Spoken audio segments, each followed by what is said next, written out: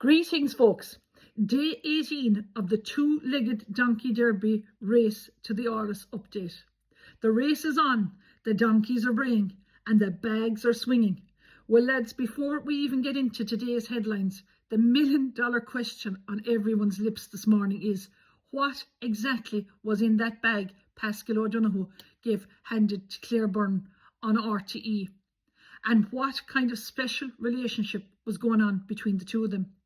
The Minister for Finance now needs to make a full public statement, not just about the bags and the gifts, but about any personal dealings or special relationships with media figures. The public deserves transparency, plain and simple, because the people deserve honesty, not handbags and hush. It's time for the Minister to come clean if he's nothing to hide. After all, the public can smell a cover-up faster than a Kerry cow can sense rain. Now, just when we thought the presidential race couldn't get any more like a fair day in Ballybunion after the pubs are shut, a fella by the name of Niall James Burns came out of nowhere and lobbied a constitutional hand grenade into the middle of Leinster House. Yes, folks, you couldn't make this shit up because the man has just done this. Yes, indeed, our man, Niall James Burns, has gone in and filed a plenary summons, a notice of motion and an affidavit against none other than Taoiseach Simon Harris, accusing him of interfering with the democratic process itself, claiming that the government has the nomination process in a chokehold and that democracy, like a Kerry cow in a Galway field, has gone astray. He says his fundamental rights have been breached, and from the looks of things, he mightn't, folks, be too far wrong. This case, I believe, is penciled in for October the 24th. But knowing Irish courts, that's like saying that the train leaves from Tralee around 10:30, but it could be anything from next week to next year. So my advice to young Mr. Burns is that to get on to the Chief Register in the High Court first thing in the morning, and if that doesn't work out, dust off the ex-party docket and head up again to the forecourts and have it heard immediately. There's no time for dancing around when the democracy's been led by the halter down to the knackery yard. Now, you can bet Simon Harris, the Attorney General, and Arthur O'Leary of the Electoral Commission and the Clerk of the Dáil didn't see this coming. They thought they had this race rigged again. But, as we say down here, even the best bred ass will bolt when the wind changes. But word on the grapevine is that Judge Emily Egan, the same lady who presided over my election fraud case, might be the one to hear Burns. If that happens, you can be sure the tea will be strong and the headline stronger. And don't forget that the Garda fraud investigation is still going on. So it's not just hay and horseshoes flying around anymore. And speaking of flying handbags to Claire Burns, RTE's golden girl of the early evening, there she was, allegedly caught on camera accepting a mysterious bag from Paschal O'Donoghue. Well, Jesus, lads, the country wants to know what was in the bag. Was it a Hermes, a Rolex, or a bag of cash? Whatever it was, it's clear class and can't be bought. Though Maria Steen has it in spades.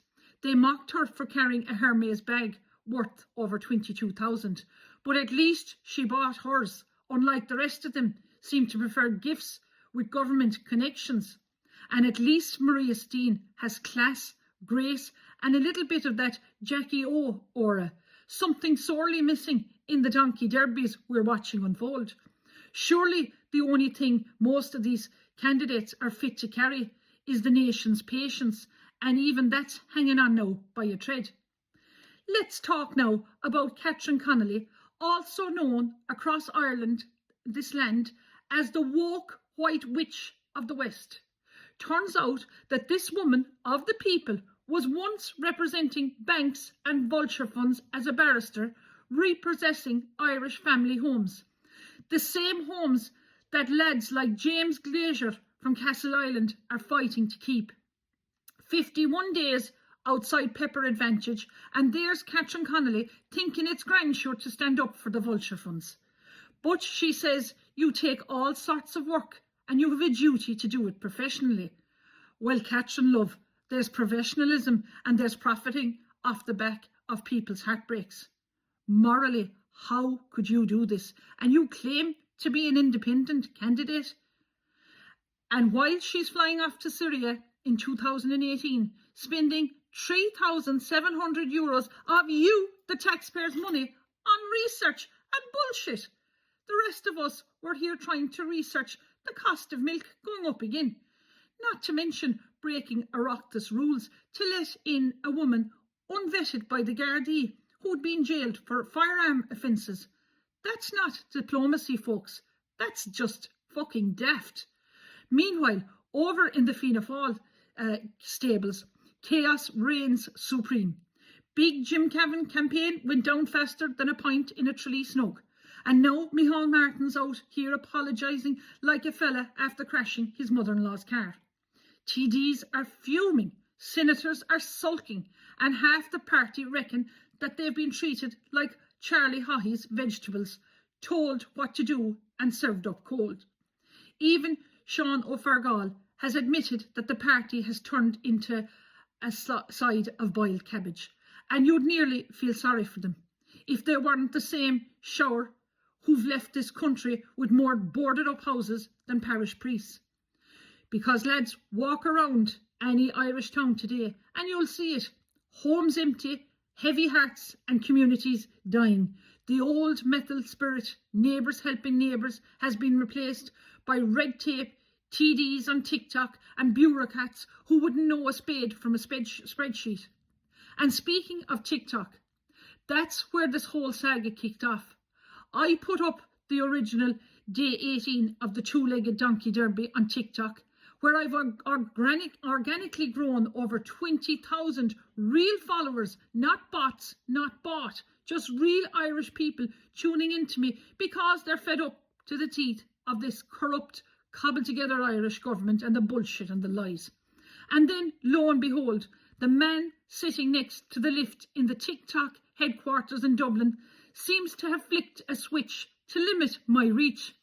Well, I've taken that up legally with their headquarters, Culver City in California, because the truth has a funny way of getting out, whether the algorithm likes it or not.